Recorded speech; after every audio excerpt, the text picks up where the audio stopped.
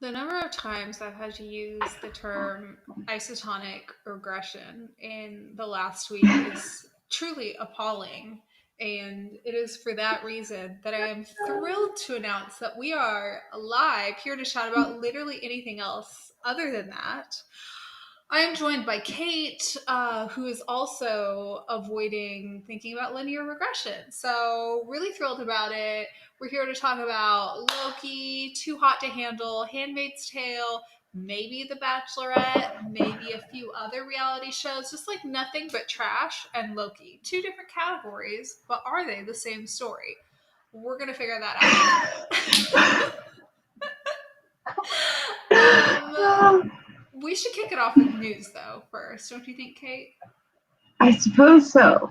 Okay. Kick us off with some news, and I may have a couple pieces to throw in there as well. We'll see. You might have more news than this week. I know I'm supposed to be the news anchor, but I really fell flat on it this week. I have nothing to bring to the table other than a reminder that Mysterious Benedict Society premiered on Friday. I'm just basically going to keep saying it because it's a lovely show. I want to watch it. It came up on my recommended, and I watched the trailer for it. It looked fabulous, but I just haven't started it yet. And then referencing back to a conversation we had a week or two ago, whatever our opinions on this man is, Stephen Amell posted a video of him talking about the wrapping up of Heels. And I will have to admit, his Atlanta accent, not bad. Right? That's all I got. I'm just like, wow. That's very easy to overdo. And you actually did it decent. Nice job, man. Yeah. It's the details, Mm-hmm. I think people a lot of times think like an Atlanta accent. Not that I'm an authority on the matter. I haven't been here in the city my whole life or anything. But a lot of times people think like an Atlanta accent is like this thick, syrupy southern drawl, and it's really not. It's almost oddly like the accent is turned off on some words and turned on other words. It's kind of weird. Okay.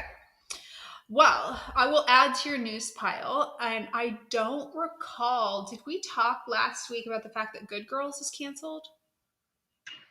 I don't know if we talked about it, but I did see that. Okay. Good Girls is canceled. They still have a few episodes left to air, but they have been canceled. They're not moving to Netflix. We had that whole discussion last week about we don't like when shows argue for more time or whatever. It looks like Good Girls is not going to go the way of trying to argue for more time or something, which I guess I'm kind of happy about. I'm really thrilled with the content they gave. I think the show is solid, stayed solid. It had some ups and downs, but honestly, I never once watched an episode that I didn't enjoy. So really happy for them on a good run, and all of the key players in Good Girls are pretty strong and will land on other projects. So I'm excited about that.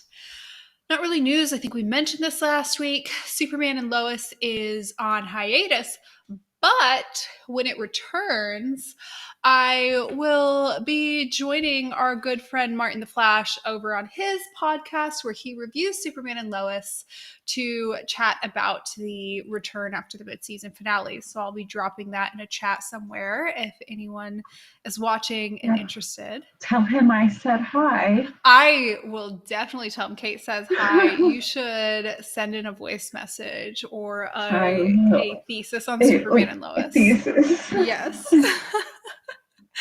Just say hi. Yes. Have you missed me? Yes, we did. That's why I stole you for this. I will also mention Black Widow comes out soon. I'm so excited. I got tickets for opening weekend, which is good because directly following the day that I watch Black Widow, I will also be guesting on the 42 cast to review Black Widow. So it's a good thing I'm watching it first. Very excited. We'll also be dropping that in the chat. It's with great regret that I let you know all the news this week are basically just pieces of news about me and not anything interesting, but it's apparently all I can keep track of right now. Last thing is DragonCon has been announcing guests. Super excited about that. Not even particularly excited about any one of the Dragon Con guests, just very excited to see guests announced.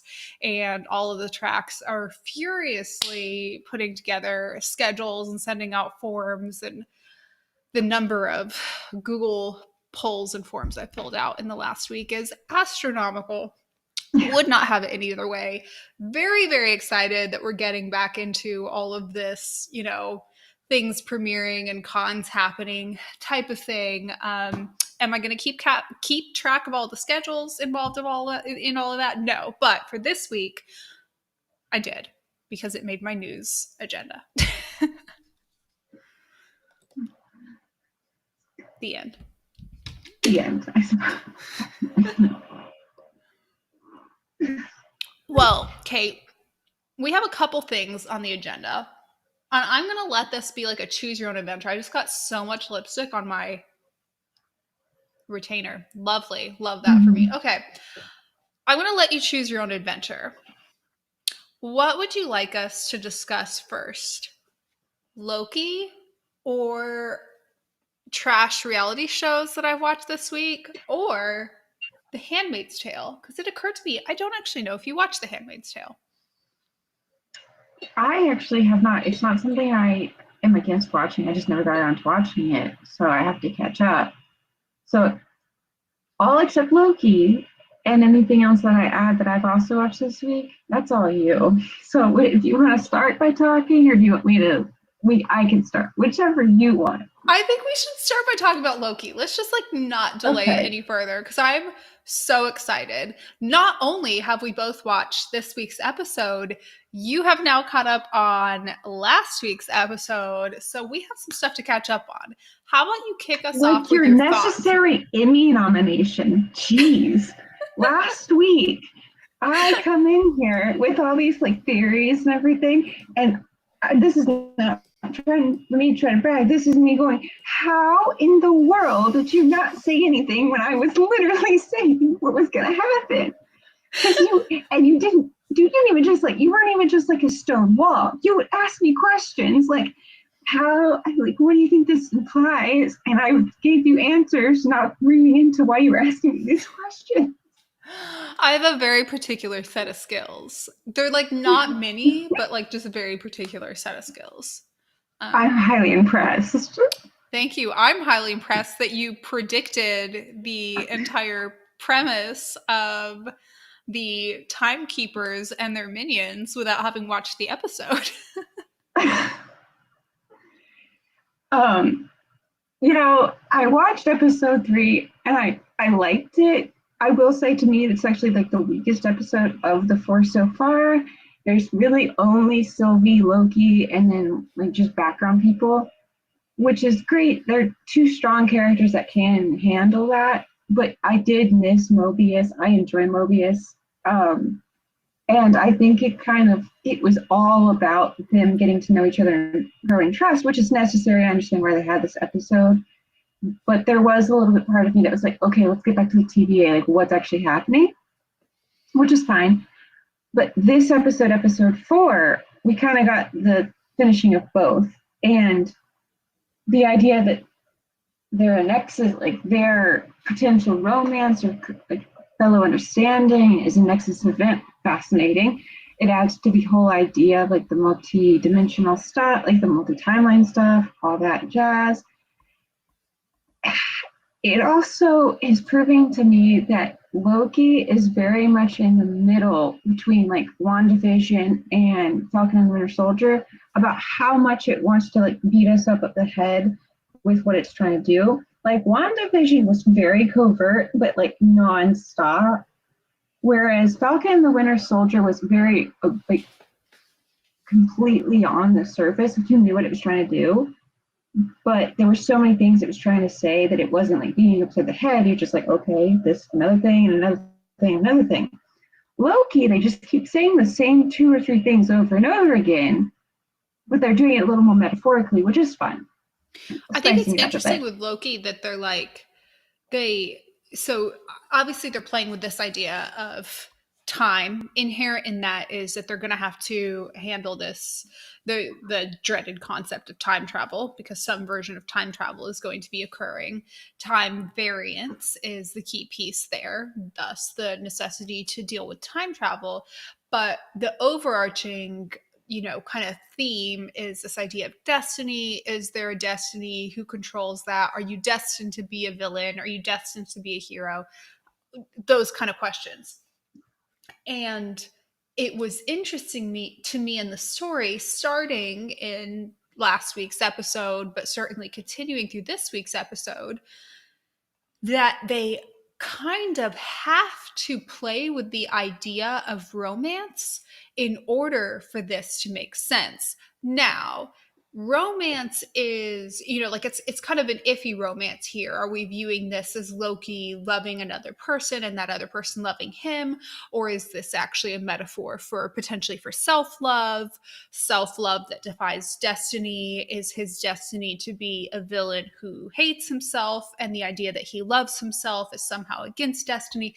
However you want to view it, they have to include this idea of love for the entire conversation of time variance to make any sense. And I just love that. I love that romance is forcibly woven in with the storyline. And without it, it's not like you just lose a B plot and some emotion. Without it, you lose the entire plot. So I ask then, do you see it as a romance? Do you see it as self-love? Do you see it as all of the above? And do you like that aspect of it? All of the above. So let me just like put on my tin hat and take out my whiteboard and start like going, here's the thing. That's what I want to see.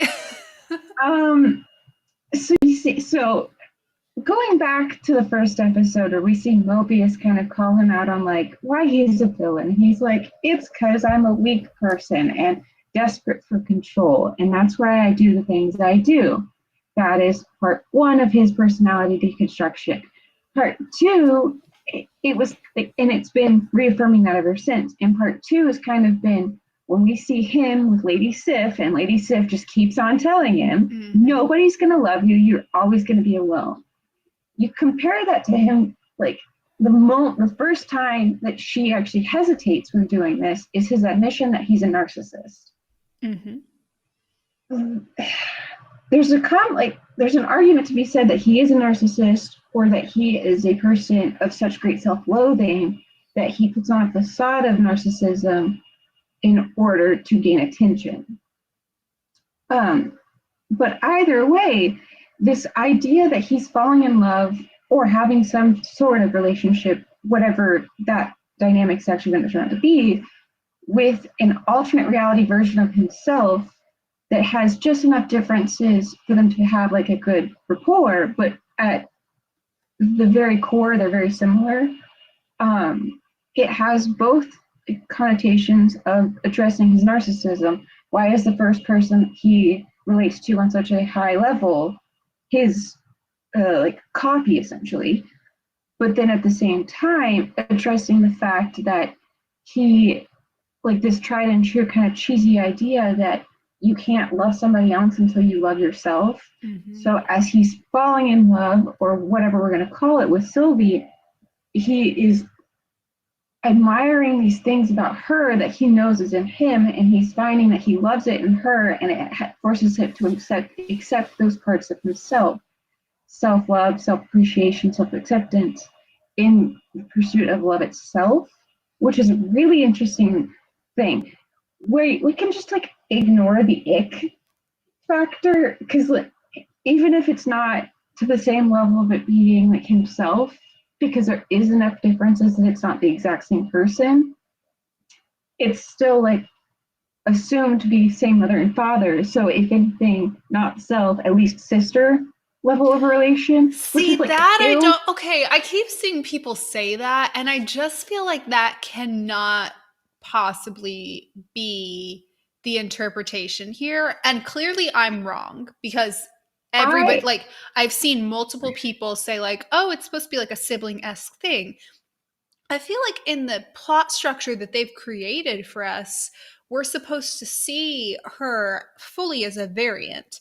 So yes, she is a version of him, but she is not like his sister in any way. They are not supposed to exist in the same universe. So Yeah. I don't know. For me, it doesn't register as sibling esque. Maybe I've been watching too much Flash. I see Carrie in the chat says, "Hello, sorry I'm late. I caught up on Loki, and believe it or not, I watched a Flash episode." Well, Carrie, you're then in a perfect position to tell us, having watched two different kinds of pseudo incest this week. Do you view Loki and Sylvie as potentially brother sister? You would not be alone if you did. You I just know, don't see it that way. it's so I can watch it and I don't see it that way, but I can definitely, for argument's sake, like discuss it that way. And like in the sense of I can view it, and because they've not grown up together, there is that argument of are they siblings or are they like is it biologically completely different? Like there's so many different arguments that you could say about how they're actually related because this is a completely science fiction idea of Right. relation and biology. There's very, like, you can kind of say it's fine, and I just go, okay. Um, because at least they don't have the sibling relationship and history that certain other Flash characters have. So that's a winning factor. Um, but on a very logical level, I have to kind of think about that in like how how are they kind of related in a weird way because it's still assumed that she would be the son or the adoptive daughter of uh, Odin and Freya, but the daughter of an ice giant and somebody else. So I'm like, I would assume same parents biologically still, same parents raised her. So she is just a female version of Loki, but it's because they led such different lives after she was taken by the TVA that made her slightly different, that led them in different paths and everything else.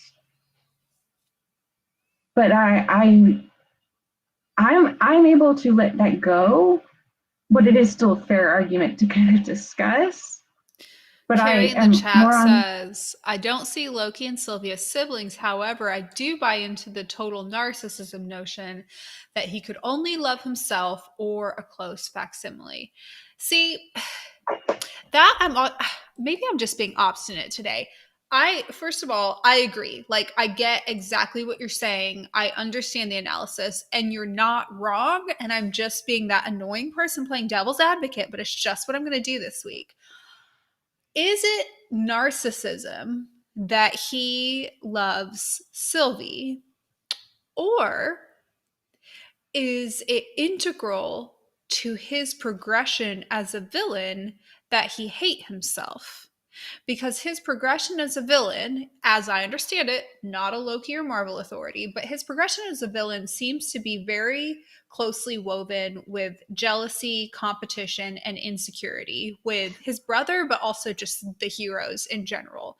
There's a lot of self loathing. We see a lot of self loathing with that situation with his mother. We just see a lot of what I would consider to be self criticism and self loathing and insecurity. And that seems to progress his villainous actions. Those motivations seem to cause him or motivate him to do villainous things. Not an excuse. There's tons of insecure heroes that don't go around being a maniacal villain, but he does.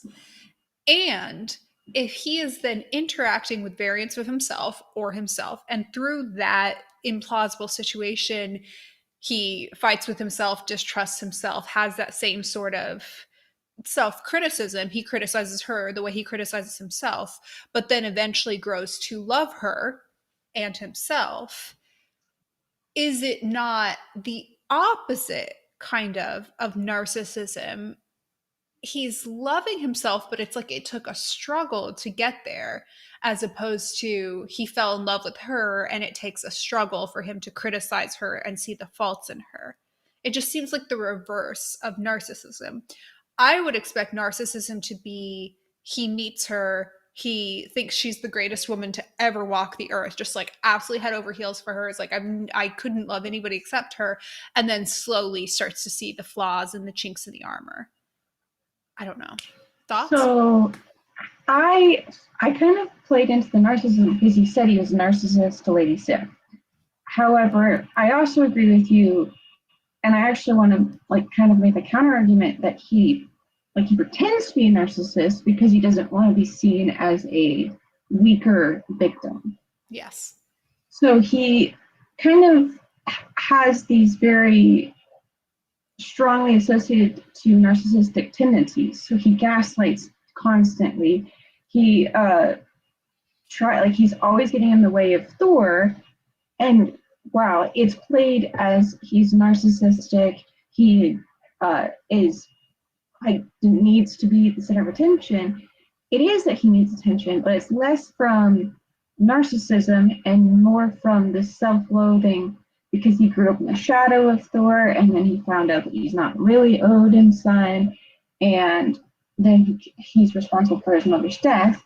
But then on the flip side, then you look at Sylvie. Sylvie knew her entire life that she was not really Odin's son or Odin's daughter, but so she didn't have the same like complex of am I truly loved. She just kind of grew up with that as like a thing that she had to deal with. And then you add in the fact that she was taken at such a young age, she had far less like of a competition with Thor or whoever would have been her sibling in her reality. So instead of it kind of developing into a desire for attention, a desire for appreciation, like our Loki actually developed, Sylvie developed narcissism. So we're going to see his kind of develop in a I need to get over my self-loathing that I like try to mask in this like villainous way. And she's a villain because her hatred of the TVA and everything else has created a narcissistic attitude in her. Mm-hmm. And basically, her knowing him is going to kind of show her the flaws in herself because as much as I like her and as much as she's an interesting dichotomy with him, she makes just as many mistakes as he does. Right. Her instinct to go violent, whereas he's always more like a mental games kind of guy, shows that she has a self-aggrandized opinion of her ability, and that could have gotten them killed multiple times already. Um, Whereas he knows that he's not like he has like a fear of confrontation that's masked with his cockiness and his decision to always like back away from a fight and like be more like the clever trickster kind of Loki. And I think eventually they're going to have to balance each other out, and he's going to have to learn to love himself, and she's going to have to recognize I'm not all that. But the thing is, like, she developed that narcissistic attitude as a survival mechanism for the horrible childhood she had, and he developed that self-loathing because of the horrible childhood he had. And so, as they overcome that and take down the tyrannical TVA together, they're going to kind of realize I'm not terrible, but I could also be better. I really like that framework that it's kind of both. It is both narcissism and self hatred. And, when you think of like, I guess a Disney villain, he's technically a Disney villain. And you think of some of the things that define them, this extreme, this roller coaster of extremes tends to define our stereotypical, villains, comic book villains, Disney villains, whatever. You think of like Maleficent, one of my favorites, you see her seeming so poised and calm and almost like she's floating and her voice is quiet, and then she'll be like tyrannically laughing and loud and it's that unpredictability and instability that can feel very villain coded. And maybe that's what we're seeing in him and her. And we're seeing the same, the same person, variants of the same person, their unpredictability kind of balancing each other out. He's interacting with the variant who perfectly ebbs and flows in the opposite direction as him while still having a lot of the same characteristics as him. Carrie in the chat says, here's my question. Was the spike to the sacred timeline the result of Loki and Sylvie teaming up, meaning their combined effort can overcome what Loki's destiny has always been to lose? That's how I interpreted it. This is obviously very early on, so it feels like a very neat packaged answer to say yes. But yes, feels like the right answer. I know you were saying, Kate, they seem to be repeating themes and plot lines throughout. So perhaps this is the first time we hear this idea that variants, in this case, the two Loki variants, canceling each other out or helping themselves grow together, makes them better and changes the timeline for good or whatever, or creates a good Yeah, bridge. I Maybe we'll hear that echoed in subsequent episodes in more obvious ways. I could see them going in a direction of it being the first moment that they both realize that they are the same, they know it, but it's very much an acceptance that they are very similar and that they could help each other and they can trust each other. And it's that final, you can trust me moment that causes the nexus. And whether that turns into a romance, and that's why it's in the nexus event, or whether that turns into just them breaking that cycle of always losing, that creating the nexus event and it being something about how a Loki that understands their true potential is the Loki that wins, or something along those lines, there's several different themes that they do keep hitting on that kind of lead me to believe something about how it's him breaking the cycle of being a villain, of being alone, of being self-hating, self-loathing, that kind of creates that nexus event, and that's what destroys the TVA. But I actually didn't really read into it or worry too much about the nexus event, because I think it was one of those things that it's put in there for us to all consider truly. It's kind of almost like a red herring. It's so much like the trio of the timekeepers to me was a red herring. I think that the overemphasis that specific moment, I think it's more on it's supposed to be pointing to something along the lines of him becoming an anti-hero and him still being a broken person and selfish, but growing into being somebody who can not hate himself and want to do good and choose to do good. Carrie in the chat says, also based on the post-credits scene, it looks like Loki and Sylvie will be getting help. I have a question, not necessarily just related to that, but just related to this idea of where do we go from here with Loki and Sylvie. And this is a very dumb question, and it's a very surface level question. I'm going to ask it anyway. It's what I care most about, okay? Loki and Sylvie, everything that we just talked about aside, do we ship them?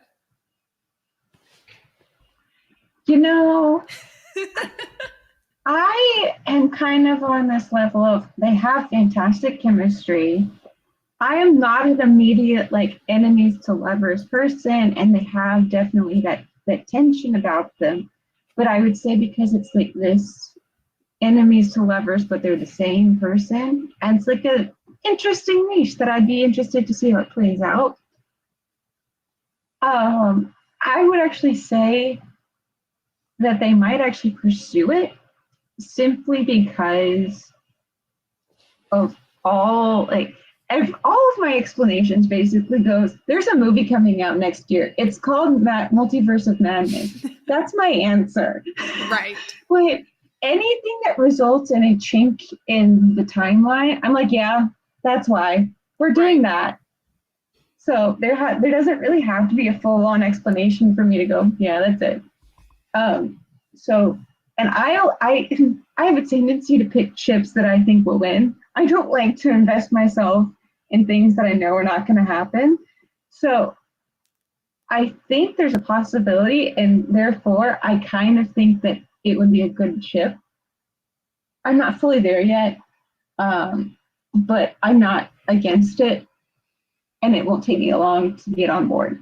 We'll say that. I am all for it, just based on chemistry alone, and based on That's fair. like I think there's just like something in I think I'm just being obstinate today, first and foremost. But there's That's some fine. obstinate part of me that's like, I don't see them as siblings. They have no like their plot line doesn't have them as siblings. Their dynamic doesn't have them as siblings. They didn't grow up together. Like, there's literally no basis for that to me, even though like I get the rationale. And they have such good chemistry. There's this like fantastic like begrudging partners type of thing that they've got going on. I just think it'd be and just like seeing like everybody try to wrap their heads around like whether it's okay or not is just hilarious to me. So fair. Have no answer myself. So fair, but I want to see it just for I don't know if it's I wouldn't say for shock value, but just because of the like interest and intrigue of it. Carrie says he does not ship them only because he's more Yeah, interested in Sylvie fulfilling her purpose, not hooking up with Loki. But Carrie, why can't she do both? you both make fair points. So I will say this: as much as I was the one who presented the rationale that they're kind of pseudo siblings, like if you kind of whatever, um, I also will admit that it's not a factor that detracts from their possibility of being a ship for me. I just have to like wrap my head around the science of the timeline. It's just like how it's all the theories behind it, but on a relationship level and like how they interact with each other does not matter to me because they have not existed as a sibling dynamic. Um, it's sci-fi. You can kind of sweep the oobies under the carpet with that one. So I'm fine with that. That's not what bothers me. I will say that Carrie does have a good point that they might go that route instead and have her fulfill her glorious purpose, um, and Loki help her, and then Loki continue on for his glorious purpose of basically trying to become a hero and fighting the multiverse of madness. You know, I don't know. I think either one makes sense. I'm not fully on board with this ship yet, but I won't be upset if it happens. For Mm-hmm. me, it's very much like a Kylo Ren Ray situation. I'm like, I like it, but I didn't need it. But it's there, and I'm not angry about it. Right. I feel that. I'm a one trick pony, so the romance is always going to be what's most interesting to me. And this is the romance that is interesting to me. I know people have other ships on the show. That's great too.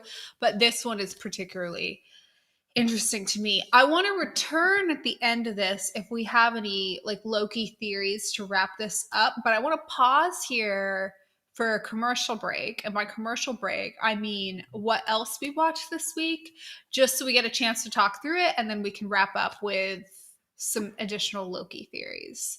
So, do you want me to go first or do you want to go first You on can what go else we first. watched? What'd you say? You can go first. Okay.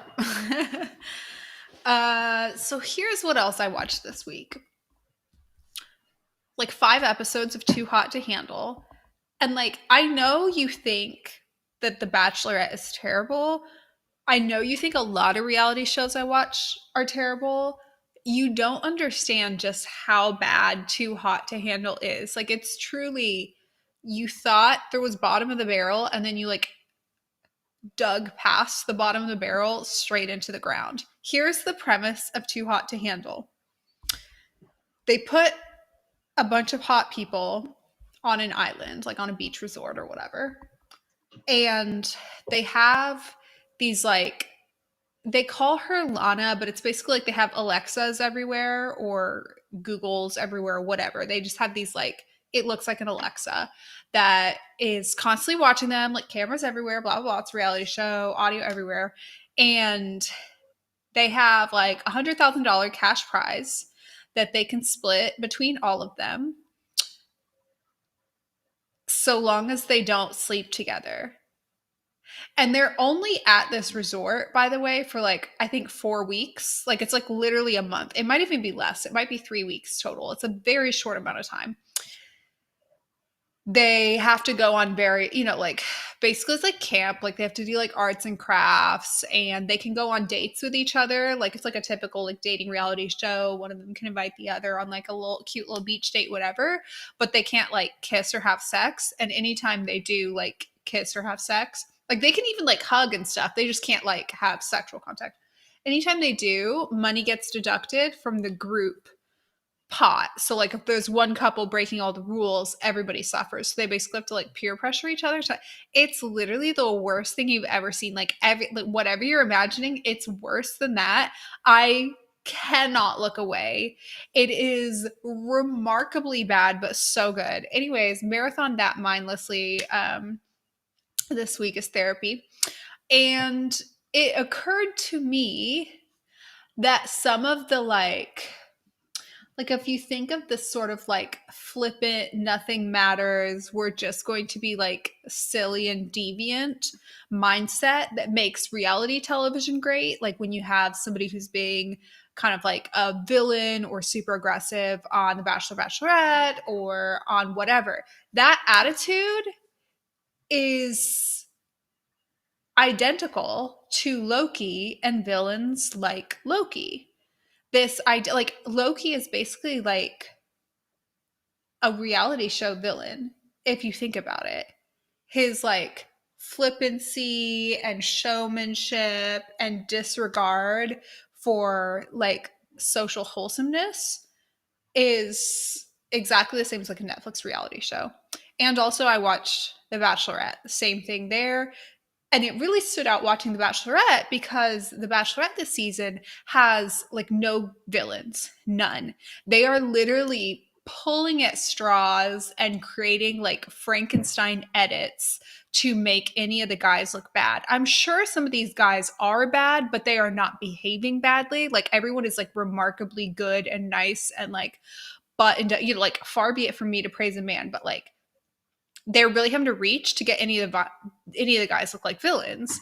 And in the absence of that, I'm also like, I'm thinking back to like some of my favorite villains from any reality shows I watch. They are Loki. He has reality show villain caliber. Therefore, Loki, the television show, is a reality dating show. Thank you for coming to my TED Talk. Okay. That's all.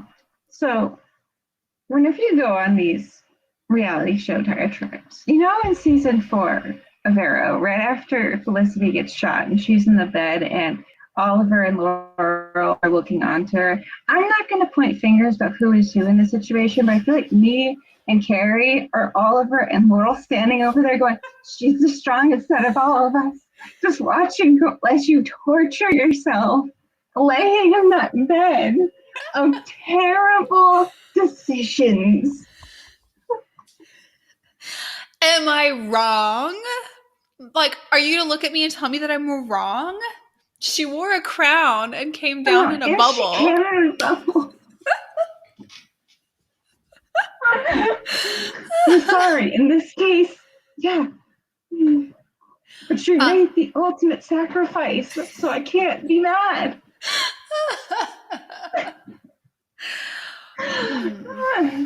If there ever was a time where it was like abundantly clear that just like no thoughts, head empty, like completely drained, just random, a few synapses, my last 2 brain cells randomly bumping into each other every 5 minutes, that's right now. I also did watch the first episode of The Handmaid's Tale, which like should require some thought, but I actually like everything that I've watched for The Handmaid's Tale thus far, because I'm on the current season, I'm like I really paid attention to Handmaid's Tale. Like I actually know what's going on. So watching the first episode was not a struggle at all. It was they're like being very heavy handed with a particular like plot transition that they're making for her, where she's kind of transitioning to an Aunt Lydia type of figure. 10 out of 10, really enjoying it. Carrie in the chat says he's dying over here. With that, Kate, please bring us both back to life. Tell us what you watched this week that was inarguably better than Netflix's Too Hot to Handle. Um, Disney Plus's The Mysterious Benedict Society released their first 2 episodes on Friday, as I previously mentioned. Mm-hmm. It's adorable. The children actors in it are fantastic. There's this Wes Anderson ambiguous decade about it that's fantastic. The color, I mean, just the cinematography alone is amazing for a children's show, because it's kind of one of those like, is it like, you don't even know if it's exactly a children's show, but it's got children in the main characters and there's no swearing, so children's show. And they're hilarious, and the adults are equally hilarious in just their absurdity. I will probably continue to say this, but Kate and Mulligan are going to be my favorite characters. I'm sorry. And I think everybody should watch it. It's lovely. I want to watch it. You should. Then I read a lot this week. So I read The Seafarer's Kiss, which is actually a book that Cammien gave me. It is about, it's like a Norse mythology interpretation of The Little Mermaid. It was great. I give it like a 4 out of 5. Oddly enough, there's a lot of Loki in that too, but like the Norse god, not the Marvel god. Yes. I read Nova. It was I haven't bad. actually read it, but I flipped through enough. It's not bad. It's very clearly, like, there's a lot of Felicity vibes in it, which I could appreciate, but it's like snowboarding, and I don't care about snowboarding. There was also strangely a high amount of Sweet Life of Zach and Cody on deck for me. As a kid that grew up watching that show, they go to school on a cruise ship, and I was like, but they were in college, but they all had the same classes. So I was like, are they teenagers in high school, or are they in college classes? That one got me. But that one was okay. Then I am almost done reading The Closed Door and Other Stories, which is a short stories collection, which is just continuing to rip me apart with the just hyper-realistic family dynamics that slowly tear you from limb to limb. And I'm also reading a memoir called The Shapeless Unease, which is really heart-wrenching. Oh, the title alone is concerning. Yeah, and it's called The Shapeless Unease, A Year of Not Sleeping. And oh wow, it's it's like these essays that are like very poetic, and some of them are descriptions of just conversations, or like a very almost research-based description of like death. It's very dark. I actually tried to read it one time and I couldn't get through it. It's a very challenging read, but I think it's really well written, and it's something I want to read, so I'm making myself do it. And then that's all. That's impressive. There is only one thing I finished this week in terms of reading, and it was something that somehow I didn't know it existed until literally just this week, which is just remarkable to me. And that is a Felicity Lizzie Bennett fanfic. This came across my timeline, and I literally, it was like the trippiest moment. I was like, how do I, of all people, not know this existed? Granted, like, it's been a long time since I've actually kept up with like any fanfic from any show from anything. Like I barely have time to read. Like the only way I'm able to absorb as much television as I do is because it's like constantly going as I'm doing other things. Obviously I can't read while I'm doing other things, so like sucks to be me, you know. I didn't realize that this existed. Kate, I know you have to have known this existed. So I want your thoughts on this. How much did you enjoy this on a scale from 1 to 10? I'm going to be very honest. It's not the only one that exists. I have seen I it did not know in that other either. situations. So I can't remember how many of them that I've seen that are strictly like Lizzie Bennett meets Felicity, and then there's some that are just like Felicity, but they're YouTubers. Yeah. Um, some of them are really great. I believe the one I saw you repost was fantastic. Hmm. I many years ago, I think remember saying something about how really interesting like connections you could draw between Elizabeth and Darcy and Lucy and Oliver. Um, and that obviously carries over. I think Tommy plays a really funny character. I think he plays Fitz, so I'm not 100% sure. Yep. I have I read this many, many, many moons ago, so I don't really remember it. A lot of times it all kind of blends together. But I have to say, both of those pieces of media are probably in like the top 10 of my favorite uh, TV show or TV show adjacent things. So I enjoyed it nonetheless. Yes. What was really inspired to me that I could not get over was Barry as Mr. Collins. Like, Oh, yes, flawless. I remember that. I Flawless. remember that so vividly, And and he, what made it better is they had like so Barry is Mr. Collins, obviously, but Caitlin is what's the best friend's name?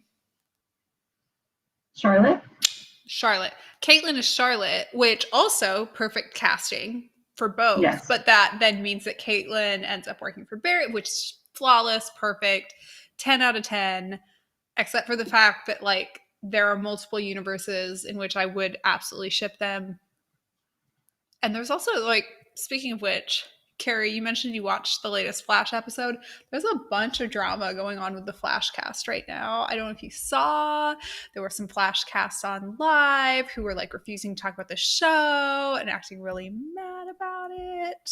The tea. I cannot wait for somebody to write a DCCW tell all of like all the shit that's been going All down. the CW drama right now, with last week with Stephen Amell, and then at the later half with all the supernatural Oh drama. my god, I didn't Um, even touch on that. Look at my yeah, Threads I tail. completely forgot about that because I never watched Supernatural, but I've had to say like, that drama was insane. Crazy.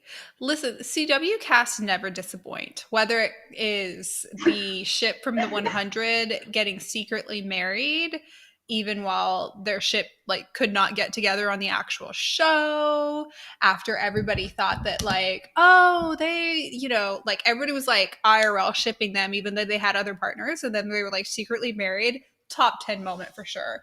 The supernatural situation with the one guy finding out via social media that his show was getting a prequel without him, hilarious. Also really bad form, the one who didn't tell the other. Like I do Yes. take sides on that. I absolutely take sides. I probably couldn't tell them apart in a lineup. I don't watch Supernatural and my opinion should not matter. However, I feel very righteously justified in taking the side of the one who felt he should have at least been told that the prequel was occurring. Y'all played Right. brothers as leads in this show, this For godforsaken show, 17,000 years. for a million years. Like, y'all were on this show like tight co-workers basically for years on end, played brothers, tried to claim like you guys were like basically had like this brother-esque relationship. You have equal ownership each of the show. It is just incredible incredibly bad form to be producing a prequel and not at least notifying the other. I don't care if the other one is like not going to be involved in it, he's got other projects. You at least got to let him know before that news comes out. Do not, I cannot believe that an industry professional who's like, I don't know, they're probably like 45 at this point would do that. I was shocked. Very entertained, but shocked. I I always have the opinion that on Twitter fights there has to be some like things that are happening privately that are not being aired publicly that could skew things, but very much from the evidence presented and the 5 minutes I looked at it online, oh yeah, it is one-sided. Somebody messed up, and then Right. he was gracious enough to forgive him. Right. I don't care if it's like one of them is like super difficult to work with, terrible, no good. We don't want him anywhere near this franchise. You at least let him know. You know, like if you think about like Arrow, for example, I could see there being cases where someone who was originally one of the leads of Arrow would perhaps not be involved in a spinoff. You should at least tell her that it's happening. You know what I mean? Anyways, I think I like that you said her, not them. what? What?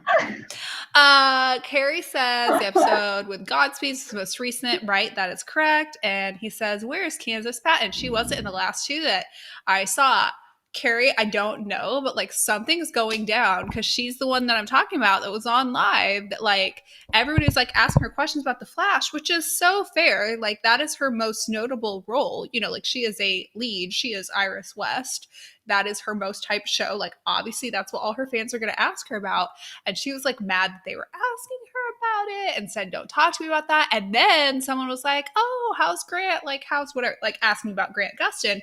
And she was like, I don't know how Grant is. I don't talk to like, I don't know what's going down, but she like I've seen her like at cons and everything before, and she's always such a fan favorite. She's always really sweet, you know, like she's very like she usually comes across as like extreme like relatable and funny, like she's the one that like can get the crowd kind of like laughing and stuff too. So for her to be, my cat is trying to climb on my keyboard, for her to be at all like upset, like visibly upset or like unengaging with fans, I have to assume something's wrong because she's not like mean or you know what I mean, like Yeah, she always comes I across as like funny and sweet, you know. yeah. I mean, I think somebody who does not participate at all, does not follow any of their social media, has nothing to do with anybody from the Flash. Have my own theories about what happened, but honestly, it's just it's it. I don't the drama. Well, you know, they have to get a good plot line somewhere, and it's not often in any episodes. So, you know, honestly, props to all of the CW actors for carrying the plot line on their back. Carrie says for a show about the Paragon of Love, there seems to be a total lack thereof. Yeah, I mean, like one thing I could say for sure, not that it's like any of my business, but all I do is talk about things that aren't my business. Is the Flash cast is the cast of all of the CW casts. The Flash cast is the one that gets along the least. Not all the Flash Well, casts. Some of them are friends, and but the Flash cast yeah, gets along the least. well, and to piggyback off of Carrie, it's not like Felicity should have been the paragon of love or anything, and it's not like Emily Better Cards wouldn't have really carried that title on exceptionally. I don't. Okay. That would have been because like that. Okay, you know, we talked about Loki and this whole idea of like love subverting destiny, which is such a cheesy Disney idea, but like I love it, and it's what like I want to see in everything all the time, constantly. The idea of love subverting destiny is not better represented in the DCCW universe than the entrance of Felicity and love subverting like the Oliver Queen Destiny. So like of course she should have been the Paragon of Love. They can give Barry some other Paragon, or more appropriately, they could give either of the West family Anybody members a else? Paragon allotment, but Barry does not necessarily deserve one. I just, anyways, we're not, I'm not, we have 3 minutes left. Kate, do you have one last 3 minute Loki theory that we should go over for today? Oh, you mean like about how I think that Romana has more power than we're led to believe, and that she is like befriended the person pulling the strings behind the android bodies of the three heads of the piece or the timekeepers, and that it is probably one of the single timekeepers that has killed off his brethren and now is the ruler of the timekeepers, and he is in league with Romana to keep that a secret, and he has basically enslaved her in some regard. That theory? Not only do I love that, low key Harvey and Donna vibes.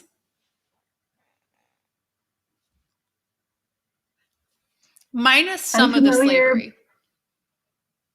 Yeah. Well, unfamiliar, but I know that it's a ship of yours. So, I love that. Can't wait for that to be revealed next week's episode. Well, thank you for presenting us one last good Loki theory before we close out for the week. Possibly by next week, I'll be caught up on Handmaid's Tale. Possibly by next week, The Bachelorette will have given me a good villain to talk about. We just don't know. We just don't. Obviously, we've got a holiday weekend upcoming, so we'll see how much time I have to actually catch up on things. But until then,